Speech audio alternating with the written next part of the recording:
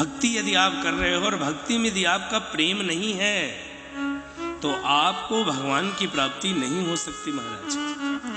उद्धव जी भगवान के भक्त भी हैं, ज्ञानी भी हैं, लेकिन उद्धव जी के जीवन में कृष्ण प्रेम का बीज अंकुरित नहीं हुआ था। इसलिए भगवान ने उद्धव को कहा कि उद्धव एक बार वृंदावन जाकर आओ। इसलिए नहीं भेजा कि उद्धव जाकर गोपियों को समझाएंगे। ये तो देखने में लगता है कि उद्धव गोपियों को समझाने गए, बात तो ये थी कि भगवान ने उद्धव को इसलिए भेजा कि गोपियां उद्धव को प्रेम की शिक्षा दे सके। वो हमको आपको जैसे रामायण में देखने में यही लगता है कि कैकेयी ने राम को वनवास दिया है, कैकेयी ने भरत के लिए राम को छोड़ा है, लेकिन सत्यता ये नहीं है महाराज। सत्यता तो ये है कि कैकेयी ने राम के लिए भरत को छोड़ा है। हाँ, देखने में यही लगता है कि भरत के लिए राम को छोड़ा है, लेकिन सत्य ये नहीं है। सत्य ये है कि कैकेयी ने राम के लिए भरत को छोड़ा है। कैकेयी अम्बा भली भांति जानती थी कि मैं राम को वनवास दूंगी, 14 वर्ष राम वन वन भटकेगा, 14 वर्ष बाद आएगा, मैं राम से क्षमा मांगूंगी, राम मुझे क्षमा कर देगा। लेकिन कैकेयी भली भांति जानती थी कि भरत हाथ से छूट जाएगा, भरत हाथ से निकल जाएगा। कैकेयी अम्बा जिस दिन से राम को वनवास मांगा, कैकेयी से कोई बात नहीं करता था महाराज। कैकेयी के कक्ष में दास दासियां तक नहीं जाती थी। कैकेयी अपने वस्त्र स्वयं धोती थी, अपने लिए कैकेयी अम्बा भोजन स्वयं बनाती थी, अपने कक्ष की सफाई कैकेयी स्वयं करती थी। और जब ये बात माता कौशल्या को पता चली तो कौशल्या ने सुमित्रा से कहा कि दुनिया नहीं जाती, तू जा। और राम की मां है महाराज। और जब राम ने कैकेयी को कभी बुरा भला नहीं कहा तो सोचो राम की मां कभी कैकेयी को बुरा भला कह सकती है? हाँ, लीला की दृष्टि से वाल्मीकि जी कहते हैं कैकेयी ने कैकेयी को अपशब्द भी कहा है, लेकिन केवल लीला की दृष्टि से। अंतरात्मा में कौशल्या के कुछ नहीं है महाराज। तो राम को वन देने के बाद तो कैकेयी की अद्भुत क्या दशा का वर्णन किया जाए। कैकेयी का जब हृदय बहुत व्यथित होता था तो कैकेयी भरत से मिलने जाती थी। और जब कैकेयी अम्बा भरत से मिलने जाए और भरत जी जैसे ही कैकेयी को देखें तो भरत जी मुंह घुमा लेते थे महाराज। उस माँ की अंतरदशा का कोई वर्णन नहीं कर सकता कि बेटे से मिलने जाए और बेटा माँ को देखते ही मुंह घुमा ले। उस माँ की अंतरदशा का कौन वर्णन कर सकता है? भरत जी मुंह घुमा लेते थे। 14 वर्ष भरत जी ने कैकेयी से बात नहीं करी महाराज। कैकेयी को मां कह के संबोधित नहीं किया। और 14 वर्ष बाद जब भगवान श्री राम अयोध्या वापस आए,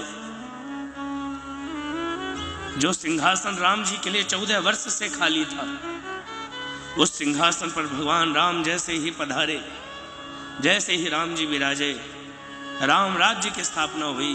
और राम जी राजा बनने के बाद राम जी ने सबको उपहार दिया। वो रिटर्न गिफ्ट होता है ना, किसी को गिफ्ट दो तो सामने से वो भी कुछ देता है। तो राम जी ने सबको उपहार दिया। और सबको देते देते राम जी जब कैकेयी के पास गए, जैसे भगवान श्री राम कैकेयी के पास गए, कहा मां तू भी मुझसे कुछ मांग ले। कैकेयी हाथ जोड़कर कहती है राम मैं क्या मांगू तुझसे, मेरे जीवन में इतना बड़ा अपयश लग गया है, अब मैं क्या मांगू। लेकिन एक बात याद रखिए, जो यश का जहर पीकर, अपयश का जहर पीकर जो राम को यश दे दी वो माता कैकेयी। दशरथ का मतलब क्या है? वाल्मीकि रामायण में दशरथ जी को वेद कहा गया। दशरथ जी वेद स्वरूप है। और वेद की 3 ऋचाएं होती हैं, ज्ञान, कर्म और उपासना। ज्ञान शक्तिश्च कौशल्या, वाल्मीकि जी लिखे। कौशल्या क्या है? कौशल्या है ज्ञान, और ज्ञानी ही परमात्मा को पाता है।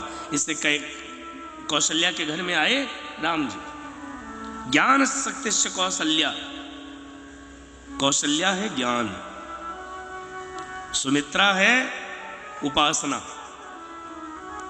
सुमित्रा है उपासना। उपासना करने वाला व्यक्ति उपासना करता जाता है। उसको अपनी उपासना पर भरोसा रहता है, और उपासना पर इतना भरोसा रहता है कि आज नहीं तो कल, कल नहीं तो परसों, कभी ना कभी तो परमात्मा मिल ही जाएगा। ज्ञान है कौशल्या, उपासना है सुमित्रा, और कैकेयी है कर्म। और कर्म करने वाले की निंदा भी होती है और कर्म करने वाले की वंदना भी होती है। इसीलिए कैकेयी माता की कई जगह निंदा भी है और कई जगह वंदना भी है। यदि आपने रामचरितमानस को ध्यान से पढ़ा हो तो जहां जहां तुलसीदास जी ने कैकेयी की वंदना करी, वहां वहां लिखा भरत मातु। ये कौन है? ये भरत की मां है। और जहां जहां कैकेयी की निंदा करी, वहां लिखा कैकेयी नंदनी मंदमती। ये कैकेयी नंदनी है। क्योंकि हमारे यहां महात्माओं की कलम बहुत सावधान रहती है महाराज।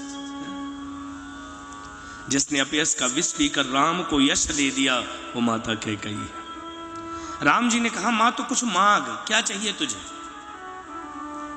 कैकेयी ने हाथ जोड़कर कहा, राम दे पाओगे? राम जी ने कहा, मां तू मांग तो सही, मैं जानता हूं कि तू क्या है। दुनिया तुझे नहीं जानती, मैं जानता हूं। यदि दुनिया में आज राम राज्य की स्थापना हुई है तो कहीं ना कहीं इसमें कैकेयी का त्याग निहित है। मां तू बता तुझे क्या दूं? कैकेयी हाथ जोड़कर कहती है, राम आज 14 वर्ष बीत गए और भरत ने मुझे मां नहीं कहा है। 14 वर्ष से मैं मां सुनने के लिए तड़प रही हूं। हे राम, एक बार भरत को कह दे कि मुझे मां कह के संबोधित कर दे। एक बार कह दे राम कि मुझे मां कह दे। और भगवान राम ने श्री भरतलाल को बुलाया और भगवान ने जो कहा है वो सुनिए। भगवान ने कहा, भरत यदि मां बुरी भी हो, आप लोग भी ध्यान से सुनिए, यदि माता बुरी भी हो फिर भी पुत्र को मां को बुरा कहने का अधिकार नहीं। ये राम के शब्द है, मेरे नहीं। यदि मां बुरी भी हो तो कहने का अधिकार नहीं, क्योंकि कुपुत्रो जायेति क्वचिदपि कुमाता न भवति। दुर्गा सप्तशती कहती है कि माता कुपुत्र को जन्म देती है, लेकिन माता कभी कुमाता नहीं होती। और तब राम के कहने से 14 वर्ष बाद भरत ने मां कहा है महाराज। ये रामायण ऐसी नहीं है महाराज। रामायण को तो हृदय में अंगीकार कर लेना चाहिए।